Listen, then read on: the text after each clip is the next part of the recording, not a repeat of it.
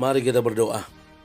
Bapa Surgawi, Bapa yang kami sembah dalam nama anak-Mu Tuhan Yesus, sungguh kami sangat bersyukur berterima kasih kepadamu Bapa untuk segala kasih, kebaikan, kemurahan Tuhan yang masih Tuhan berikan kepada kami sampai dengan pagi hari ini, di mana kami boleh tidur dengan tenang, bangun dengan selamat, tanpa kekurangan sesuatu apapun. Itu semua karena kasih kebaikan Tuhan.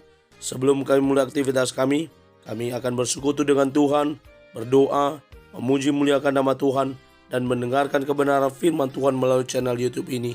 Berbicara bagi kami Tuhan, nyatakan kuasa-Mu, nyatakan isi hati-Mu, karena kami telah siap untuk mendengarkan kebenaran firman Tuhan. Dalam nama Yesus kami berdoa. Amin. Shalom ibu bapak saudara terkasih dalam nama Tuhan kita Yesus. Semangat pagi. Bertemu kembali di channel Rionando Butar-Butar dalam khotbah 5 menit aja atau 5 untuk renungan harian. Renungan pada hari ini saya ambil dari kitab Mika pasal yang ke-6 ayat yang ke-8. Demikian kesaksian firman Tuhan. Hai manusia, telah diberitahukan kepadamu apa yang baik dan apakah yang dituntut Tuhan daripadamu, selain berlaku adil, mencintai kesetiaan, dan hidup dengan rendah hati di hadapan Allahmu. Hal yang dituntut Tuhan pada kita, ibu bapak saudara terkasih dalam nama Tuhan kita Yesus. Mika dalam nats ini mengarahkan, mengajak, menuntun umat Tuhan, orang-orang Israel untuk melakukan hal yang telah diberitahukan kepada mereka, apa yang baik, apa yang diinginkan Tuhan, apa yang dituntut Tuhan berlaku dan ada pada kehidupan orang Israel, pada kehidupan setiap umat Tuhan yang mengikut dan menyembah Dia. Ada 3 hal pokok yang diminta dan dituntut oleh Tuhan yang merupakan hal yang baik yang harusnya ada dalam diri setiap umatnya. Yang pertama dikatakan di sini, hal yang dituntut Tuhan daripadamu selain berlaku adil. Bagaimana berlaku adil? Berbicara tentang keadilan, tentunya keadilan yang di dunia ini berbeda dengan keadilan yang ada pada konsep Alkitabiah atau yang disampaikan kepada kita. Adil berarti proporsional sesuai dengan hukum dan aturan yang telah ditetapkan. Hari-hari ini, minggu-minggu ini, banyak sekali yang membahas tentang putusan pengadilan yang diberikan kepada Sambo, PC, Kuat Maruf, Ricky Rizal, termasuk juga kepada Richard Eliezer Lumiu. Bagaimana telah terjadi perbedaan antara tuntutan jaksa dan putusan ketua hakim. Dan apapun itu saya sedang tidak membahas secara keseluruhan. Yang pasti hakim sebagai wakilnya Tuhan di dunia ini untuk mengadili pasti sudah proporsional dengan segala kelebihan dan kekurangan di dalamnya. Dan saya tidak sedang membahas ke arah ke sana.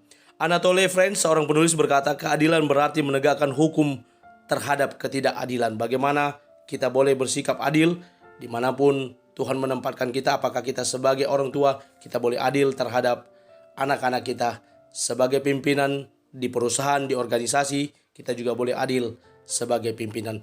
Lalu hal yang dituntut kedua adalah kesetiaan. Bagaimana kesetiaan ini juga boleh mereka lakukan, di mana mereka adalah bagian dari umat Tuhan yang mencintai kesetiaan dalam hidup mereka. B.J. Habibie, Presiden ketiga Indonesia, berkata, kesetiaan berarti ketulusan untuk menyimpan satu hati di dalam hati dan berjanji untuk tidak mengkhianati. Mungkin ini lebih kerana yang hubungan antara laki-laki dan perempuan, suami atau istri, atau orang yang sedang berpacaran. Namun secara keseluruhan hal ini juga dapat kita lakukan antara hubungan kita dengan Tuhan, bahwa kita menyimpan satu hati dalam hidup kita, yakni untuk mencintai kesetiaan terhadap Tuhan. Lalu yang selanjutnya yang dituntut Tuhan kepada kita berlaku dalam hidup kita adalah bagaimana kita rendah hati di hadapan Allah. Andre Wongso, seorang motivator, berkata, penting sekali sikap rendah hati, terbuka untuk mengisi wawasan, mau menerima kritikan dan masukan. Semua akan menjadi kekuatan bagi kita. Bagaimana kita mau belajar untuk rendah hati. Kadang-kadang rendah hati ini sulit. Ada yang bilang, oh dia udah rendah hati tapi di gunung tetap aja omongannya tinggi, tetap aja omongannya mau membanggakan diri sendiri ya. Saya sudah pernah menyampaikan ilustrasi tentang hal ini, bagaimana orang mau menunjukkan apa yang ada pada dia. Oh, tadi ada burung nyangkut di rumah saya, lalu saya coba menangkap, dia terbang ke mobil Land Cruiser saya. Lalu saya tangkap lagi, dia terbang ke mobil Alphard saya. Lalu saya coba tangkap lagi, dia terbang lagi ke mobil Mercy saya. Apa yang mau dia kasih tunjuk? Apakah burung yang hinggap di mobilnya itu burung yang cantik? Tidak, dia mau menunjukkan saya punya mobil ABC. Pentingnya rendah hati. Mari kita belajar melakukan 3 hal yang dituntut Tuhan agar kita boleh hidup berkenan di hadapan Tuhan dan di hadapan sesama. Amin. Kita bersatu dalam doa. Terima kasih Bapa, terima kasih Yesus untuk firman-Mu yang telah kami dengarkan pada pagi hari ini. Mampukan kami untuk menjadi para pelaku kebenaran firman Tuhan. Terlebih lagi kami boleh belajar menjadi anak Tuhan, menjadi umat-Mu Tuhan, untuk melakukan keadilan, mencintai kesetiaan, dan juga rendah hati. Ini kami akan mulai hari kami dengan mengandalkan Tuhan.